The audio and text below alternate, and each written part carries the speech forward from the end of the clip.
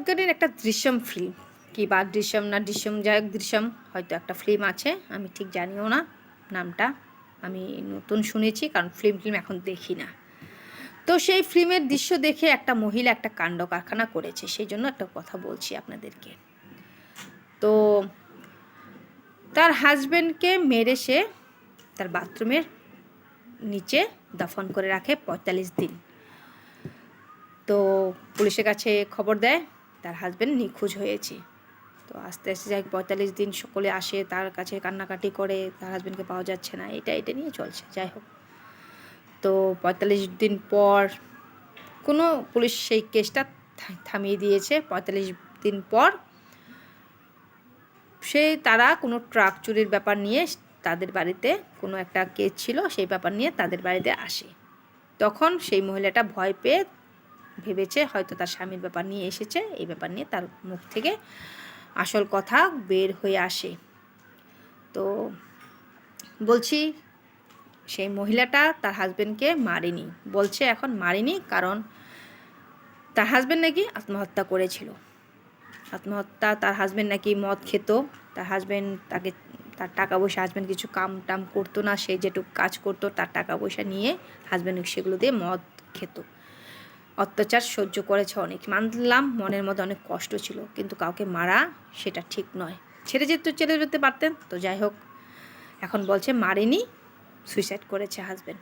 সেই জন্য বদনামের ভয়ে, লোকে কি বলবে সেই ভয়ে সে তার স্বামীকে সেই বাথরুমের মধ্যে,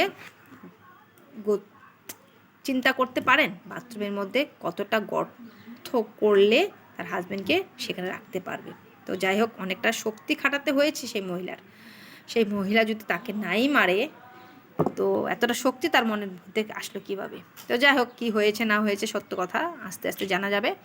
তো মহিলাকে যখন জিজ্ঞেস করলো আপনি এই ঘটনাটা, আপনি এই বুদ্ধিটা কীভাবে পেলেন, বললো আমি দৃশ্যম ফিল্ম দেখেছিলাম, দৃশ্যম, অজয় দেবগনের দৃশ্যম ফিল্ম দেখেছিলাম। তো আমি নামটা ঠিক বলতে পারছি না, দৃশ্যম, যাই হোক আপনারা হয়তো জানেন। সেই ফিল্মটা দেখে এই বুদ্ধিটা করেছে। তো এখন বলছি, যদি তাই করে থাকে, আমরা ফিল্ম দেখি কিসের জন্য? আমরা ফিল্ম দেখে যদি আজে বাজে কথাই ভাবি, আজে বাজেগুলো নেই, তো ওগুলো ফিল্ম আমরা দেখবো কেন?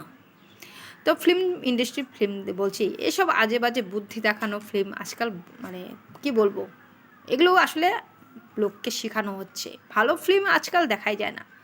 ভালো কত সুন্দর ফিল্ম হতো আগে, রোমান্টিক ফিল্ম, মার ফিল্ম, বাবাকে নিয়ে মা, মানে নানান ধরনের এত ফিল্ম, মানে দেখলে মনটা মুগ্ধ হতো। আর এখনের ফিল্মগুলো শুধু গুন্ডাগিরি শেখানো হচ্ছে, বম বানানো শেখানো হচ্ছে, কাকে কীভাবে মারতে হয় সেগুলো শেখানো হচ্ছে, মার্ডার কীভাবে করতে হয় এগুলো জানানো হচ্ছে। একের পরে এক ঘটনা সব দেখা যাচ্ছে যে ফিল্ম দেখে দেখে অনেকে শিখছে, ভিডিও দেখে দেখে শিখছে।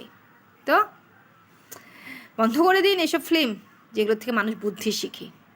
তো খারাপ লাগলো, এক নারীরা যখন ভিলেনের রূপ ধরছে, সত্যি আজকাল কি বলবো, বলার ভাষা হারিয়ে যাচ্ছি।